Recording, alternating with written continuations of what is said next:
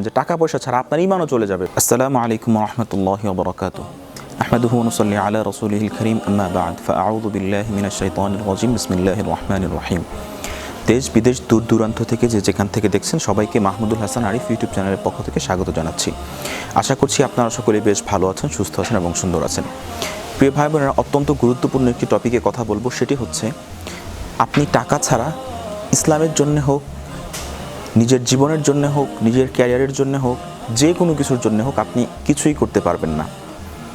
প্রিয় ভাই বোনেরা, আমাদের ইসলামিক ঘরানার মধ্যে একটি মন মানসিকতা আছে যে আমরা মনে করি যে টাকা কামানো বোধহয় এটা খারাপ জিনিস, টাকা কামানো বোধহয় তাকওয়ার খেলাফ, টাকা কামানো মনে হয় আমার ঈমান চলে যাবে, ঈমান কমে যাবে। দেখুন, আপনার কাছে যদি টাকা না থাকে তাহলে আপনি যদি একজন গরিব মানুষকে দান করতে চান, 2টা টাকা দিয়ে সহযোগিতা করতে চান, সেটাও পারবেন না। একজন বিধবা ইয়াতিম মিসকিনকে আপনি যদি সহযোগিতা করতে চান, সেটাও পারবেন না। আপনি যদি চান যে আমি কিছু গরিব মানুষের জন্যে একটা মাদ্রাসা করব, আমি কিছু গরিব মানুষের জন্যে একটা ভিন্ন ধরনের একটা প্রতিষ্ঠান করব, আপনি কিন্তু পারবেন না। আপনি যেখানেই হাত দিবেন সেখানে আপনার শুধুমাত্র টাকা আর টাকার প্রয়োজন। আর শুধুমাত্র আমাদের আলেম ওলামারা এই ধরনের গার্বেজ আমাদের মাথার মধ্যে ঢুকিয়ে দেওয়ার কারণে, এই ধরনের রাবিশ এবং উল্টাপাল্টা জিনিস আমাদের মাথার মধ্যে ঢুকিয়ে দেওয়ার কারণে আজকে অনেক মেধাবী ছেলে এবং মেয়ে উভয়ই, মেয়ের বিষয়টা ভিন্ন, অনেক ছেলে, মেধাবী ছেলে এবং কর্মঠ ছেলে আজকে হচ্ছে তারা তাদের জীবন নিয়ে শঙ্কায় আছে। মিন্স জীবন নিয়ে শঙ্কায় থাকা মানে হচ্ছে যে তাদের জীবনটাই তারা পরিচালিত করতে পারছে না, তারা এমনভাবে এইসব কথাবার্তা দ্বারা ইফেক্টেড হয়েছে। ঠিক আছে, কিন্তু আমরা যদি হাদিসের দিকে তাকাই তাহলে রাসূল করিম সাল্লাল্লাহু আলাইহি ওয়াসাল্লাম কি বলেছেন?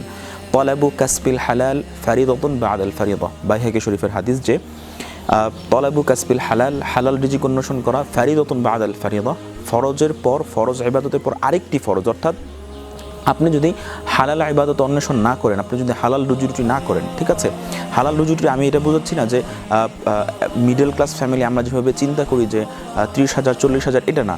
কিভাবে দিন দিন হিউজ থেকে হিউজ টাকা ইনকাম করা যায়, কিভাবে প্রচুর টাকা ইনকাম করে আমি বিভিন্ন ধরনের প্রতিষ্ঠান করব, আমি মানুষের জন্য বিভিন্ন ধরনের অর্গানাইজেশন দাঁড় করাবো। অনেক ধরনের অর্গানাইজেশন দাঁড় করানো যায়, যারা আপনার হচ্ছে অটিজমে আক্রান্ত, যারা হচ্ছে বোবা আছেন, যারা হচ্ছে অন্ধ আছেন, বধির আছেন, যাদের পায়ের সমস্যা আছে, এরপর হচ্ছে যারা বিধবা আছেন, তারপর হচ্ছে রাস্তায় পড়ে থাকা মানুষ আছেন। এভাবে অনেক ধরনের কিন্তু কাজ করা যায়। এখন আপনার কাছে যদি টাকা না থাকে, ফার্স্ট অফ অল দেখুন, আপনি জাস্ট বিয়ে করতে যাবেন, আপনার কাছে টাকার প্রয়োজন।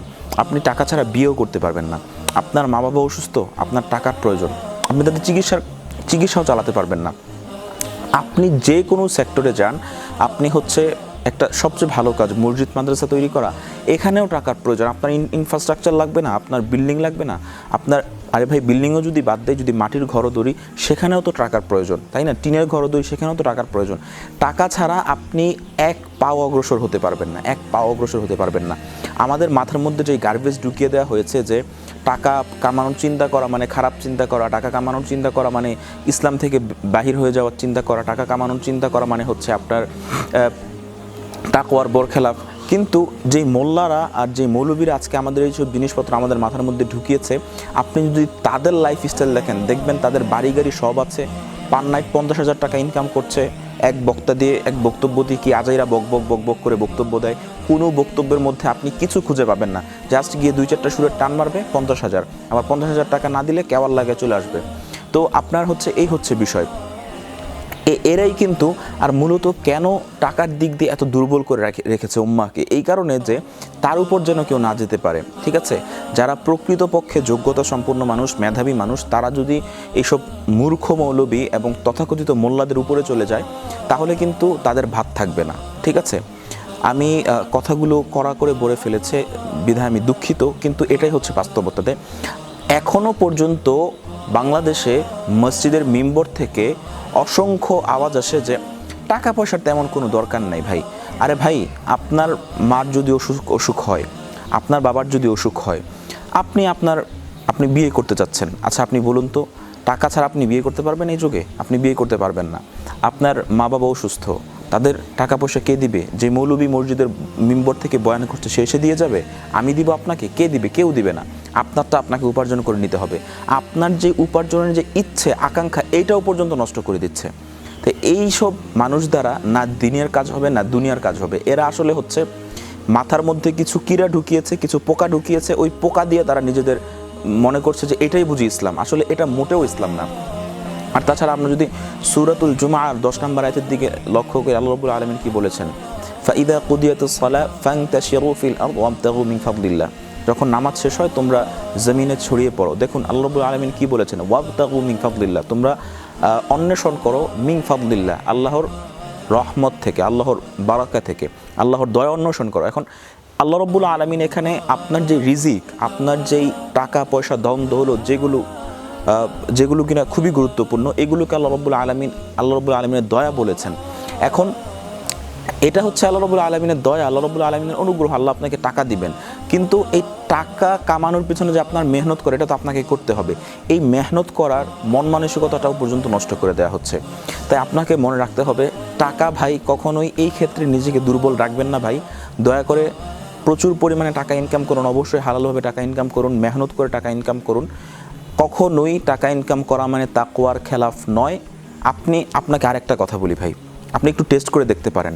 যেসব মৌলবীরা ওই যে ওয়াজের মঞ্চে উঠে বড় বড় বক্তৃতা দেয় আর বলে যে টাকা কামানো হ্যান, টাকা কামানো ত্যান, ঠিক আছে, দেখবেন তার কিন্তু 4-5টা গাড়ি আছে, সে প্রত্যেক বছর তার বউকে নিয়ে 2-4টা ট্যুর দেয় বাহিরে, এবং হচ্ছে আপনি জাস্ট একটু গিয়ে তার মেয়ের সম্পর্কে একটু প্রস্তাব দিয়েন যে শায়েখ আমি তো আপনার মেয়েকে বিয়ে করতে চাই, আমি তো অবিবাহিত একজন ছেলে, এমন আমার ব্যাকগ্রাউন্ড, ঠিক আছে, একটু দিয়েন, দেখেন তো আপনার কাছে মেয়েটা বিয়ে দেয় কিনা।